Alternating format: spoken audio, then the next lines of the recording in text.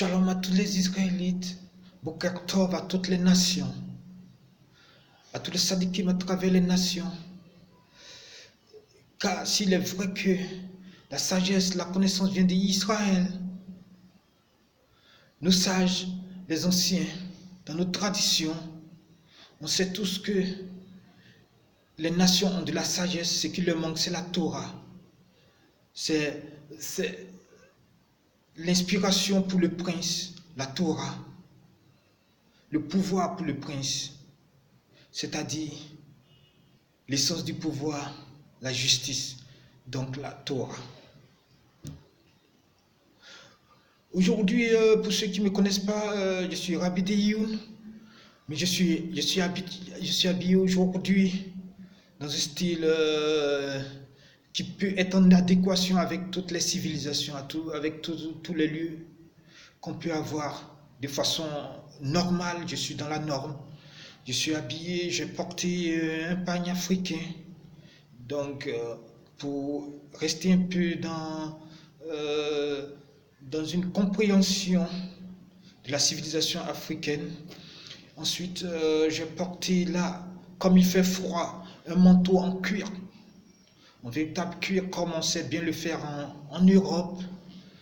Et j'ai arboré un collier, une chaîne en or. En or, pour essayer de mettre en valeur quand même ces parures de valeur qu'on trouve dans notre monde et qui ont une certaine bonne influence, comme de l'or, ainsi qu'une montre dorée. C'est pour entrer en fait dans notre sujet qui est la mode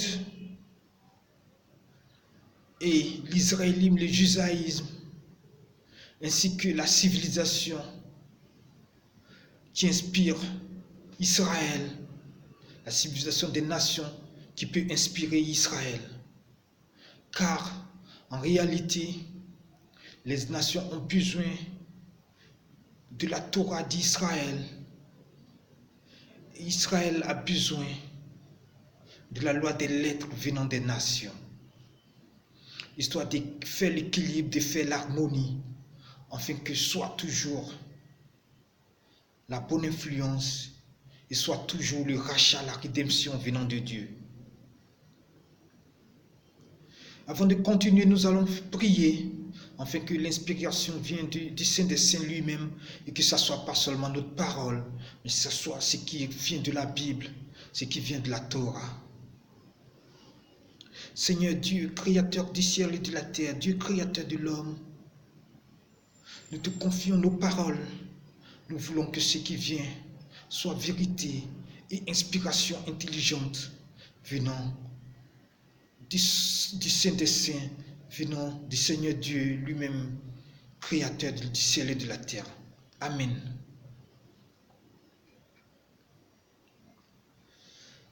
Le thème d'aujourd'hui, qui est tout ce qui est mode, comme vous le voyez, je me suis habillé un peu comme pour essayer de m'intégrer, mais de façon normée, de façon justifiée par la Bible, de façon acceptable, pour que vous voyez un peu que moi-même qui suis rabbi, je m'habille aussi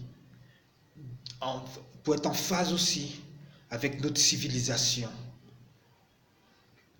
Car l'habillement, tout cela tient aussi de la beauté, tout cela tient des valeurs justes, car la beauté et la justice viennent de la même dimension. Dans la même optique, vous verrez qu'en général, les rabbins, les rabbis, les raves, comme moi, vont toujours s'habiller avec un chapeau et une veste. Cela n'est pas une mauvaise chose.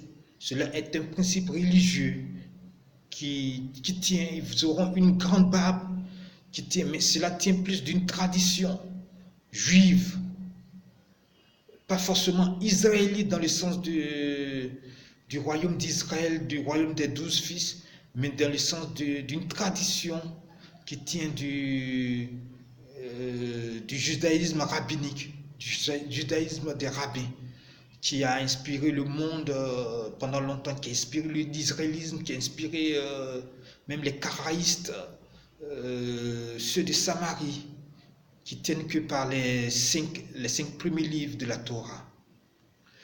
Mais nous allons donner leur raison, nous allons donner la véritable raison tirée de la Bible. Vous verrez par exemple des passages dans la Bible où on dit pour purifier, pour la purification des lévites, des prêtres, il fallait qu'ils se coiffent et qu'ils passent le rasoir sur tout le corps. C'est ce qui est écrit dans la Bible. Pour leur purification, il fallait qu'ils se rasent tout le corps. Donc pour se purifier, pour venir devant Dieu, se raser tout le corps ne va pas contre la volonté de Dieu, puisque c'est les prêtres même, aux prêtres qu'on lui demande à plus forte raison. Une personne sortie comme ça du monde et qui vient, à plus forte raison, un juif, un israélite, à qui on demande de suivre la voie de la Torah. Il peut donc se raser par tout le corps, c'est écrit dans la Bible. Et il y a des passages par exemple où on dit, dans Job 1:20, alors Job se leva, déchira son manteau et se rasa la tête, puis se jeta par terre, il se prosterna. Donc dans un passage d'humilité, quand on veut être en véritable communion avec Dieu, comme Job voulait le faire, il se rasa dans l'humilité, c'est-à-dire avoir une attitude comme on le demande aux prêtres de se raser pour avoir la pureté. Il fallait qu'il se rase. Et après, il y a un autre passage, Ézéchiel 5:1, où on dit, et toi, fils de l'homme, prends un instrument tranchant, un rasoir de barbier, prends-le et passe-le sur la tête et la barbe et ta barbe. Toujours dans cette logique de purification, il est demandé ici dans Ézéchiel 5:1, au fils de l'homme, prends et rase-toi avec cet instrument pour purifier ton corps. Et rase-toi comme souvent il est demandé pour se présenter devant Dieu, et cela est demandé pour la purification des prêtres. Donc c'est pas obligatoire parce qu'on veut être en communion avec Dieu de laisser sa barbe pousser. C'est pas une obligation. C'est dans la Bible, c'est des références qu'il faut prendre dans la Bible. Après, il y a la culture, la tradition qui est autre chose. La tradition de Yehuda, la tradition juive. On peut demander autre chose, mais cette tradition n'est pas forcément ce que la Bible demande. Alors nous, Israélites, nous qui sommes juifs, on peut laisser sa barbe comme on peut la pousser, on peut la raser, il n'y a pas d'obligation. C'est une tradition, ça peut être une manière de se distinguer, de montrer qu'on est pur, on est dans la religion, mais ce n'est pas une obligation. C'est comme pour la kippa, le chapeau qu'on met sur la tête, ce n'est pas une obligation. Ça n'a jamais été écrit de forcément mettre ça sur la tête en tant qu'homme à principe, c'est une tradition. Quand on est devant une autorité, on doit enlever le chapeau sur la tête. Ça, c'est une tradition universelle. Et on peut s'inspirer de cette tradition universelle pour se dire que quand on est devant Dieu, l'autorité, il ne faut pas être à panim, être tout hautain, mais avoir l'humilité d'enlever le chapeau de chef. Quand on est devant un chef, on enlève le chapeau, ça pourrait être. Mais il y a la tradition. Dans la tradition, on peut avoir la miséricorde et se comprendre, pas forcément jeter la pierre aux autres, mais se comprendre à travers la civilisation. Donc à travers la civilisation, dans la Bible, il y a des références qui montrent qu'on peut se raser. Et pour la pureté des hommes, le Seigneur dit pour que vous puissiez vous présenter devant moi, rasé. Et Moïse dit aux Israélites de se raser tout le corps. Ça, c'est tiré de la Bible. Maintenant, après, chacun sa tradition. On ne peut pas obliger sur certaines cultures. Mais déjà, il faut savoir que pour se purifier, il faut se raser tout le corps, se raser. Déjà, scientifiquement, quand on a la barbe, on a les cheveux, des microbes peuvent, comme impurité, être dans la barbe, dans les cheveux. Donc, on se rase pour enlever tout cela. Et après tout, personne ne peut laisser sa barbe pousser des siècles et des siècles, pousser des décennies où la barbe va arriver tout bas. C'est pas joli à voir. Ça serait donc forcément tout homme va se raser naturellement dans sa vie. Et la nature ne permet pas qu'on reste barbu et les cheveux dimensionnés. Et naturellement, on est forcément, qu'on le veuille ou pas, qu'on soit grand rabbin ou pas, forcément, on va enlever cette barbe. Donc, il n'y a pas de conflit ici. Forcément laisser la barbe alors qu'on sait qu'un jour ou l'autre on va l'enlever et la nature elle-même nous a donné le droit de l'enlever. Sinon on n'aurait même pas les yeux libres pour parler ce matin. On serait là à enlever les cheveux parce que les cheveux seraient partout. Si on laisse les cheveux pousser 10 ans, 20 ans, ça devient inadmissible. Et il y a des passages qui nous disent pour purifier les prêtres, il faut raser. Donc pour purifier, il faut tout raser, c'est pas contre-indiqué. Ça, c'est l'autre pan de la civilisation.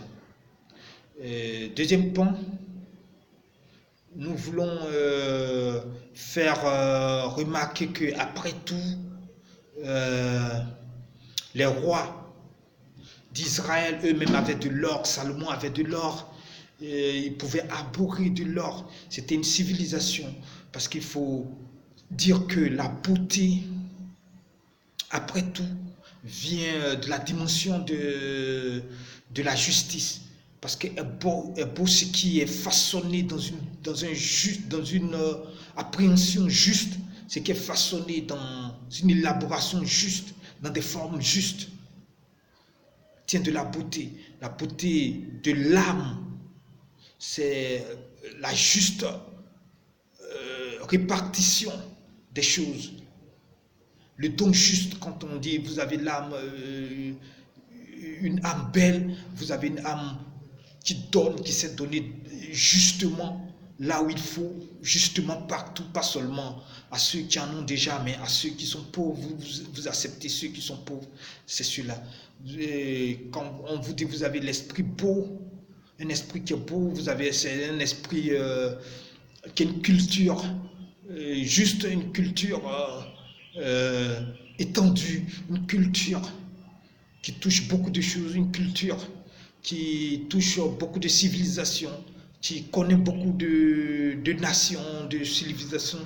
Quand on dit vous avez un beau corps, vous avez un corps dans sa juste proportion qui suit certains principes des nombres d'or, dans sa juste proportion.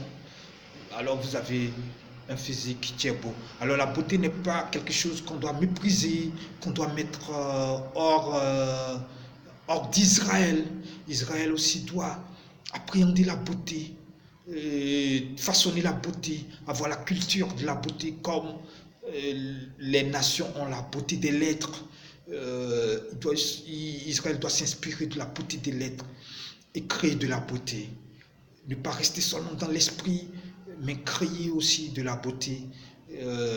C'est ce que nous voulons aujourd'hui apporter à nos frères, de se dire que on peut s'habiller comme ça et avoir l'esprit venant de Dieu. On peut avoir la parole et s'habiller comme ça, avoir une culture africaine, une culture européenne, avoir de l'or, arborer de l'or.